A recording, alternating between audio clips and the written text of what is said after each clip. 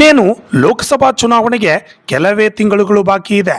ಲೋಕಸಭಾ ಚುನಾವಣೆಗೆ BJP, Congress, JDS ಮೂರು ಪಕ್ಷಗಳು ತಮ್ಮ ರಣತಂತ್ರವನ್ನು ಕರ್ನಾಟಕದಲ್ಲಿ ಮಾಡ್ತಾ ಇವೆ. ಇದರ ನಡುವೆ ಬೀದರ್ ಜಿಲ್ಲೆಯ ಬೀದರ್ ಲೋಕಸಭಾ ಕ್ಷೇತ್ರದ ಚುನಾವಣಾ ಕಾವು ಈಗಿನಿಂದಲೇ ಏರುತ್ತಿದೆ. ಕಾಂಗ್ರೆಸ್ನಿಂದ ಈಶ್ವರ್ ಖಂಡ್ರೆ ಸುಪುತ್ರ ಸಾಗರ್ ಖಂಡ್ರೆ ಅಥವಾ ಮಾಜಿ ಸಚಿವ ಮಾಜಿ ಶಾಸಕ ರಾಜಶೇಖರ್ ಬಿ ಪಾಟೀಲ್ ಅವರಿಗೆ ಟಿಕೆಟ್ ನೀಡಲಾಗುತ್ತದೆ ಎಂಬ ಮಾಹಿತಿ ದೊರಕಿದೆ. ಇನ್ನು ಬಿಜೆಪಿಯಿಂದ ಕೇಂದ್ರ ಸಚಿವ ಭಗವಂತ್ ಖೂಬಾ ಅವರಿಗೆ ಟಿಕೆಟ್ ಕನ್ಫರ್ಮ್ ಎನ್ನಲಾಗುತ್ತಿದೆ. ಆದರೂ ಕೂಡ ಜಿಲ್ಲೆಯಲ್ಲಿ ಸ್ವತಃ ತಮ್ಮದೇ ಪಕ್ಷದವರೇ ಕೇಂದ್ರ ಸಚಿವ ಭಗವಂತ್ ಖೂಬಾ ಅವರಿಗೆ ಟಿಕೆಟ್ ನೀಡಬಾರದು ಎಂದು ಹೇಳುತ್ತಲೇ ಹೊರಟಿದ್ದಾರೆ.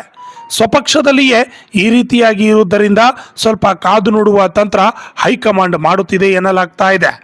ಇನ್ನು ಶಾಸಕ ಶರಣು ಸಲಗಾರ್ ಅವರು ಕೂಡ ಲೋಕಸಭಾ ಚುನಾವಣೆಯ ಅಖಾಡಕ್ಕೆ ಇಳಿಯಲಿದ್ದಾರೆ ಎಂಬ ಮಾಹಿತಿ ಬರುತ್ತಿದೆ. ಇನ್ನು ಹಲವಾರು ಜನರು ಬಿಜೆಪಿಯಿಂದ ಟಿಕೆಟ್ ತೆಗೆದುಕೊಳ್ಳಲು ಪೈಪೋಟಿ ನಡೆಸುತ್ತಿದ್ದಾರೆ. ಒಟ್ಟಾರೆಯಾಗಿ ಬೀದರ್ ಲೋಕಸಭಾ ಕ್ಷೇತ್ರದಲ್ಲಿ ಕಾಂಗ್ರೆಸ್ ಬಿಜೆಪಿ ಒಂದು ಕಡೆ ಹಣಾಹಣಿ ನಡೆಸಿದ್ರೆ, ಬಿಜೆಪಿಯಲ್ಲಿ ಈಗಾಗಲೇ ಟಿಕೆಟ್ಗಾಗಿಯೇ ಪೈಪೋಟಿ ಶುರುವಾಗಿದ್ದು, ಮುಂದಿನ ದಿನಗಳಲ್ಲಿ ಯಾವ ರೀತಿ ಬದಲಾವಣೆಯಾಗುತ್ತದೆ ಎಂಬುದು ಕಾದು ನೋಡಬೇಕಾಗಿದೆ. Bureau report, RJ news Kannada, Bidar.